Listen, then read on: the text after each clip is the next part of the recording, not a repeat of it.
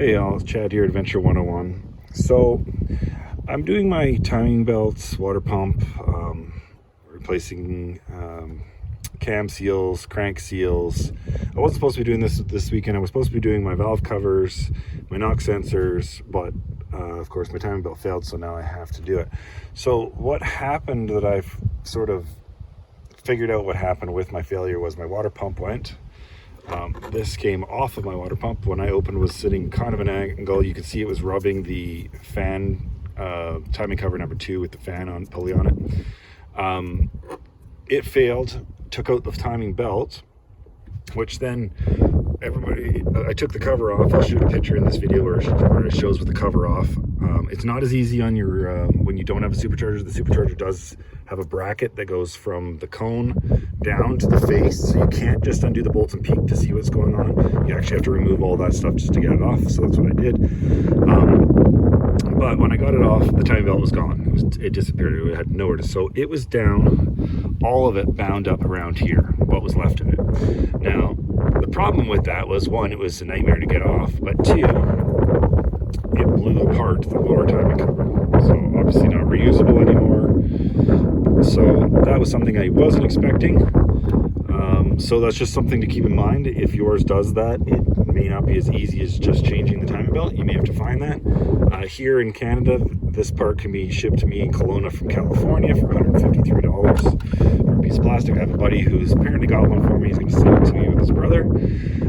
So that's fine. So as we continue tearing apart, and this is sort of what I wanted to show in this video, is the things that you can find, the issues that can come up. And I'm going to show you the issues that came up with me due to either things being left and not done. And in my case, I believe someone else has done this job before and just didn't do it correct. So first off, when we were pulling this sucker apart, we found this pulley here we went and took off. Found out that somebody obviously lost the bolt that was supposed to be in there. So came up with their own bolt. I'm not sure which is all right, I guess, if it was the right one. And had this little piece of aluminum sleeve to fill up the space instead of having a shoulder on the bolt. So, people, nothing seems to surprise me anymore, but that was one of the issues I found. So I knew somebody else would be in here, obviously. Next issue, going to remove the tensioner, and this bolt here snapped off right away. It was the very first bolt that snapped off on me. It snapped off at that point. So it took me about an hour to weasel it out of there, just to find out that somebody had over tightened it and sucked the aluminum threads out of it. I was able to tap it. Luckily it's not the inside one. I was able to tap it and adjust that accordingly, so it's going to work.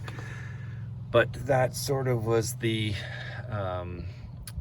couple of things, and then just sort of an idea of what you can find when you're doing it, let alone the filth and grease from the years of this thing leaking that nobody took care of. There's always going to be unexpected things. Luckily, if it was this bolt in the back, there's no way of accessing it, so the only thing I could do is pull out the block. Maybe if I took off the AC pump, it might have been able to access it and drilled it out.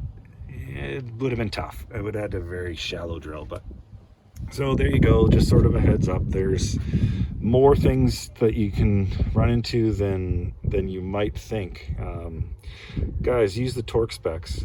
We're talking 18 foot-pounds for most of the small bolts in here, or sorry, 18 inch-pounds. We're not talking high torque. So even if you're not using one, try to, judge what you're doing to a point. And for the love of everything holy, clean your engines. It doesn't take much to clean them up. Give them a good power spray down, some engine cleaner. But thanks for watching. Bye.